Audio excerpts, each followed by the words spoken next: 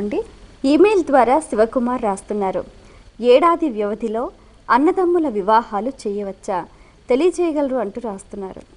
ఏకగర్భ సంజాతుల సంస్కార నిర్ణయాలలో ధర్మసింధు, ధర్మ ప్రవృత్తి, అనేక ఇతర ధర్మశాస్త్రవేత్తలు ఏకోదర వివాహ విషయం చెబుతూ అలా చేయకూడదు అంటారు. అంటే అన్నదమ్ములు ఏకకాలంలో ఒకే సంవత్సర కాలంలో వివాహం చేసుకోకూడదు. ఎందుకని వెంటనే ప్రశ్న వేస్తే, వివాహంలో నాంది అనే ప్రక్రియ చేస్తాం. ఆరంభం. ఈ నాంది అనే ప్రక్రియలో కులదేవత, నాంది దేవతలను ఆహ్వానం చేస్తాం. నాంది శ్రాద్ధం కూడా ఆచరిస్తాం. పెళ్లిలో తదిన మంత్రాలు చెప్పేవాడిలాగా అంటూ ఎవరో ఏదో అంటారు. నిజం కూడా అబద్ధం కాదమ్మా.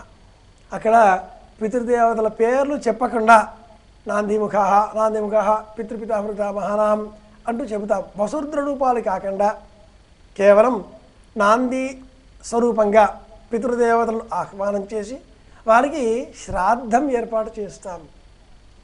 హవ్యకవ్యాలలో కవ్యం ఏర్పాటు చేస్తూ అక్కడ మినప అట్టు లేదా మినపతో చేసినటువంటి వడియం కులదేవత పక్కన పెడతాం. ఇక్కడ తద్దినం పెట్టాం కాబట్టి పెళ్ళి అయిన తర్వాత 6 నెలల వరకు మళ్ళీ మన ఇంట్లో ఆబ్దిగం తద్దినాదులు పెట్టకూడదు. సంకల్ప శ్రాద్ధం ఆ రోజు మనం తర్పణం చేసుకోవడం, ఉపవాసం ఉండడం. పితృదేవతలు మళ్ళీ సంవత్సరం పర్యంతం వరకు ఈ నాంది శ్రాద్ధం చూచి మళ్ళీ మన ఇంటికి రారు, ఆనందిస్తారు. వాళ్ళకి మళ్ళీ జన్మించే అవకాశాన్ని ఈ ఇల్లు కల్పిస్తుంది అనే ఆనందంలో ఉంటారు. ఇలా ఒకసారి చేసిన పిమ్మట, పెద్దవాడు చేసిన పిమ్మట రెండవ వాడికి మళ్ళీ సంవత్సరంలోగానే మళ్ళీ పెళ్లి చేస్తే మళ్ళీ నాంది శ్రాద్ధం, మళ్ళీ పితృదేవతలు. భోజనం చేసిన అరగంటలో మళ్ళీ భోజనం చేయండి అని ఎవరినన్నా పిలుస్తామా? పిలవకూడదు కదా. మరునాటి వరకు వేచి ఉండాలి కదా. కనుక సంప్రదాయం ఏకోదర వివాహ విషయం తెలియజేస్తూ ఇలా అన్నదమ్ములకు 1 సంవత్సర కాలంలో వివాహం చేయకూడదు అంటూ నిషేధం సూచించింది.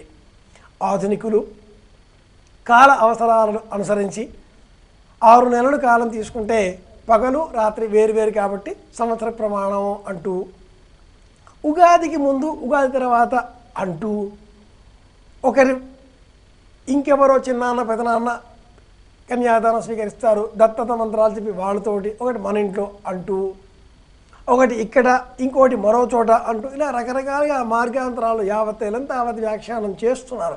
ఇవేవి కూడా శాస్త్ర ప్రమాణం కావు.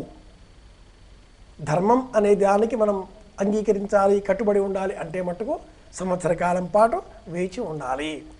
పితరులు నమోపః పితరో రసాయ నమోపః పితరో జీవాయ అంటుంది శాస్త్రం. కనుక మళ్ళీ మన ఇంట్లో వంశం సక్రమంగా ఉండాలి, జన్మం మళ్ళీ పెద్దవాళ్ళే రావాలి అంటే మట్టుకు సంవత్సర కాలం పాటు వేచి ఉండాలి. ధర్మ